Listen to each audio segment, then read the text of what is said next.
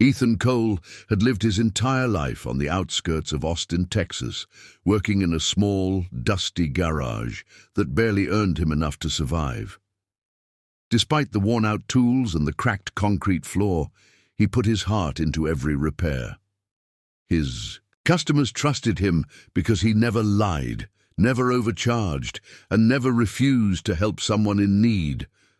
One warm Thursday morning, as he wiped grease from his hands, he heard the soft purr of an expensive engine outside, a sound that didn't belong in his neighborhood. When he stepped out, he saw a luxurious black SUV pulling up slowly. The vehicle's glossy finish reflected the sunlight like a mirror, and for a moment, Ethan wondered if it had taken a wrong turn. But then the back door opened, and a young woman stepped out, slowly, carefully, supported by metal braces strapped around her legs.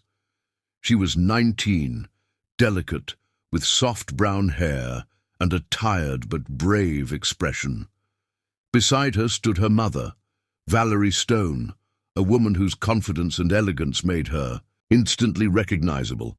Valerie was a billionaire, known all over Texas for her real estate empire. Valerie approached Ethan with a mixture of urgency and hesitation.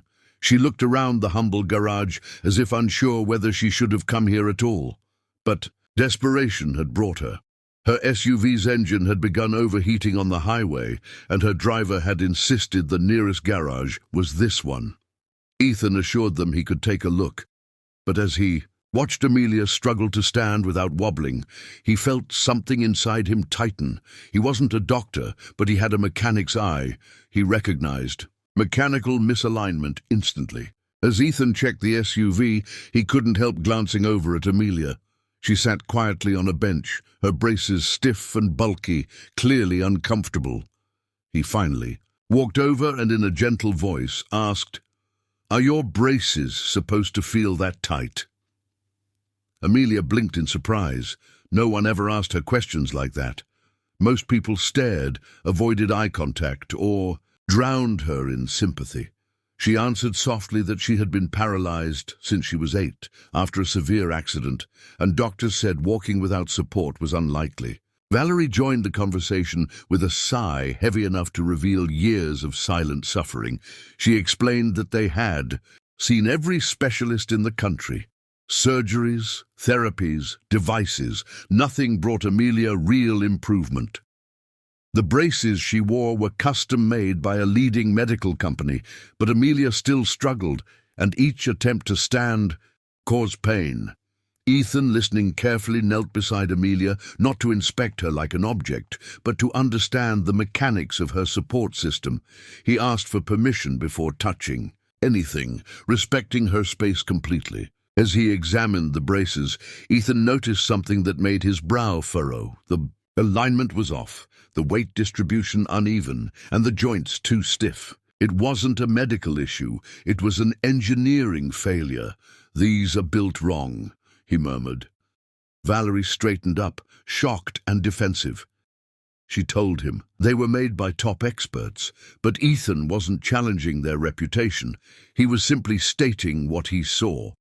He explained gently that metal, joints, pressure points, these were things he understood like second nature, and he believed he could improve the design.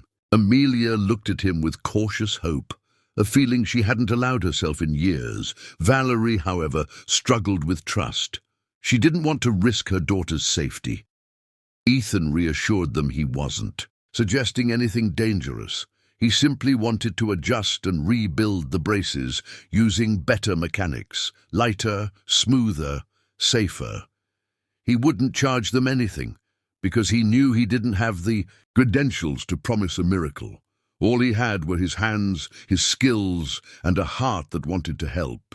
The billionaire mother exchanged glances with her daughter, torn between fear and the desperate desire to see Amelia walk comfortably again.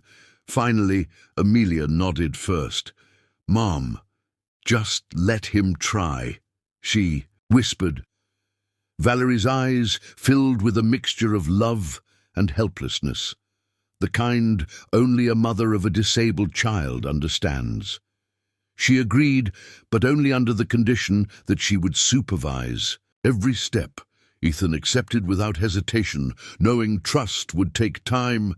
He carried Amelia's braces carefully into his workshop, analyzing every bolt and joint. Inside the garage, Ethan spread the braces across his work table like a puzzle he was determined to solve. He noticed that the manufacturers had focused more on appearance than functionality. The joints were rigid instead of flexible, the metal too heavy, and the support straps poorly positioned. Every flaw explained Amelia's pain. Ethan felt anger, not at the company, but at the idea that a billionaire's daughter with every resource available had still been denied something as basic as comfort. He stayed late into the night, sketching designs, testing pieces, and finding materials he could repurpose. When Valerie and Amelia returned the next morning, they were surprised to find Ethan already deep into the rebuild. Despite the bags under his eyes, he greeted them with a warm smile, excited to show the first improvements. Valerie watched silently as he demonstrated how he planned to reduce weight, fix alignment, increase joint mobility, and distribute pressure correctly. Amelia listened with glowing eyes, fascinated by the technical details. For the first time in years, she felt like someone truly understood her limitations, not as a medical case, but as a mechanical challenge that could be fixed. Ethan began working on the redesigned braces with a dedication that surprised even himself. He spent hours shaping lightweight aluminum, adjusting joint flexibility, and testing the tension of every strap to ensure nothing caused pressure burns or bruising. His small garage echoed with the sound of drilling, sanding, and metal adjustments, but there was something different in the air, a sense of purpose. Valerie and Amelia visited often, watching the transformation closely. Valerie remained cautious, but Amelia was fascinated by the process, asking questions that made Ethan smile. He explained each step in simple terms, making her feel involved in her own miracle. Amelia's presence in the garage became a quiet motivation for Ethan. She watched him with admiration, noticing how carefully he worked, treating her braces not as equipment, but as something precious. She shared stories about her childhood accidents, hospital days, and lost dreams. Ethan listened closely, feeling a deep respect for her strength. Valerie, standing nearby, observed their growing connection. For years, she had shielded Amelia from false hope, but something about Ethan's sincerity softened her walls. She saw no ego in him, just kindness and determination. By the third day, Ethan had rebuilt the entire lower structure of the braces. The joints now moved smoothly, responding naturally to shifts in weight. He added shock absorbers at the knees and padded support along the calves. The braces were no longer bulky and restrictive. They looked sleek, light, and strong. When he placed them on the table, Amelia's eyes widened. She reached out and touched them gently, amazed by how different they felt. Valerie felt her heart beating faster, afraid to believe but unable to resist the spark of hope rising in her chest. Ethan decided it was time for Amelia to try them on. He knelt slowly, helping her slide her legs into the braces with careful precision. The new straps hugged her legs comfortably, and the weight felt surprisingly manageable. Amelia gasped softly, noticing the difference immediately.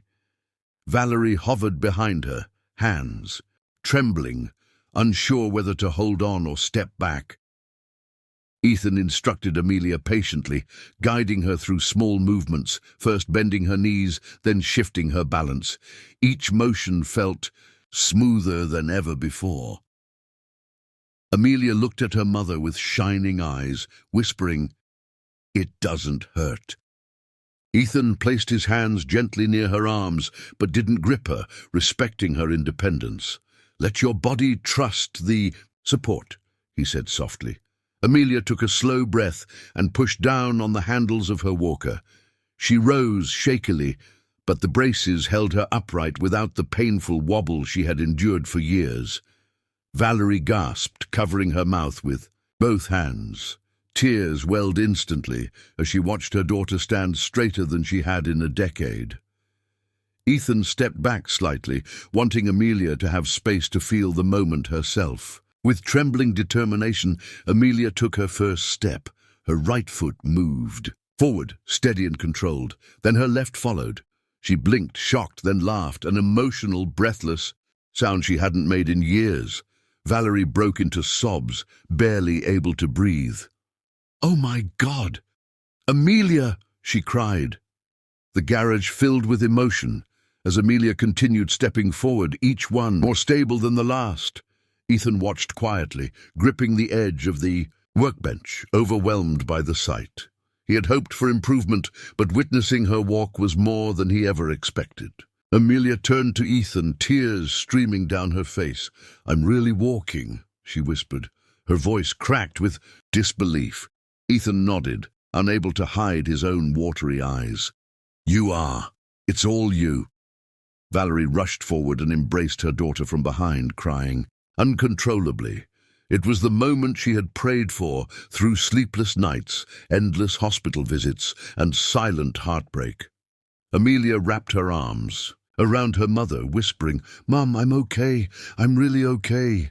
Ethan stepped away to give them privacy, but Valerie reached out and pulled him closer, thanking him through her tears. As the emotional wave calmed, Ethan suggested more practice.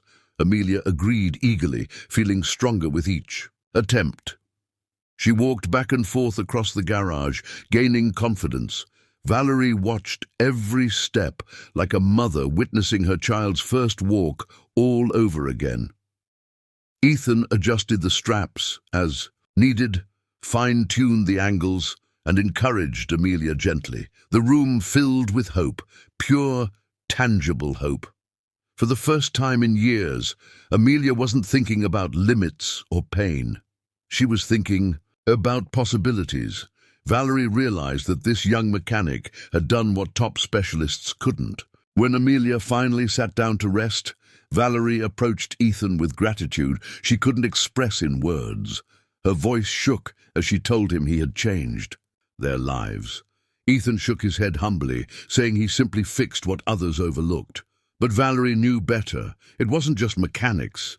It was heart, compassion, and the refusal to give up on a girl he didn't even know. Amelia smiled at Ethan, her eyes warm with admiration. In that moment, the three of them felt connected by something far deeper than circumstance, a shared belief in miracles born from kindness. In the days following Amelia's breakthrough, word quietly spread around town. Neighbors who had once walked past Ethan's garage without noticing now stopped to congratulate him. But Ethan tried to keep things humble. He didn't see himself as a hero. Meanwhile, Valerie and Amelia returned for follow-up adjustments. Amelia's walking improved daily, and each visit brought new confidence. Valerie still couldn't believe that a struggling mechanic had achieved what top medical engineers couldn't. She watched Amelia walk across the garage floor with growing pride, each step a reminder that miracles sometimes come from the most unexpected places. A week later, Valerie invited Ethan to their home to celebrate Amelia's progress. Ethan hesitated, feeling out of place among wealthy people, but Amelia insisted warmly. When he arrived at their mansion, he stood stunned by its towering structure, elegant design, and beautiful gardens. Valerie welcomed him personally, grateful and sincere, treating him not as a worker, but as an honored guest. Inside, the staff smiled respectfully at him, having heard the story. Amelia greeted him with excitement, eager to show the improvements she'd made since his last adjustment. She walked toward him with steady steps, glowing with pride. During the gathering, Valerie introduced Ethan to several influential guests, doctors, engineers, and philanthropists. Each one asked how he had created such advanced braces. Ethan felt nervous, but answered honestly. He didn't follow textbooks. He followed his instincts. His experience as a mechanic taught him to understand motion, pressure, and alignment better than any diagram. While others expected scientific terms, his simple explanations impressed them even more. They saw a man gifted not by wealth or training but by natural genius. Valerie watched proudly, knowing she had discovered someone truly extraordinary. Later, during a quiet moment, Valerie took Ethan aside. She thanked him again with a depth that words couldn't capture. He had restored not only Amelia's ability to walk, but also her joy, confidence, and future. Valerie offered him a full-time engineering job at her company with a high salary, benefits, and a team of experts to assist him. She even suggested sponsoring his education in biomedical engineering. Ethan was overwhelmed by the generosity, but after thinking deeply, he gently declined. He didn't want to leave his garage, the small place where his heart felt at home. Valerie was surprised, but respected his decision. Instead of insisting, she asked what she could do to support him. Ethan hesitated before admitting a quiet dream. He wanted to build devices for people who couldn't afford expensive medical help. He wanted children and adults who struggled like Amelia to have a chance at a better life without the barrier of cost. Valerie's eyes softened with admiration. She promised to help him in a way that matched his vision. She didn't need credit or attention. She simply wanted his kindness to reach more lives. Weeks later, with Valerie's anonymous funding, Ethan opened a new workshop, a rehabilitation engineering center dedicated to designing custom braces, supports, and mobility devices.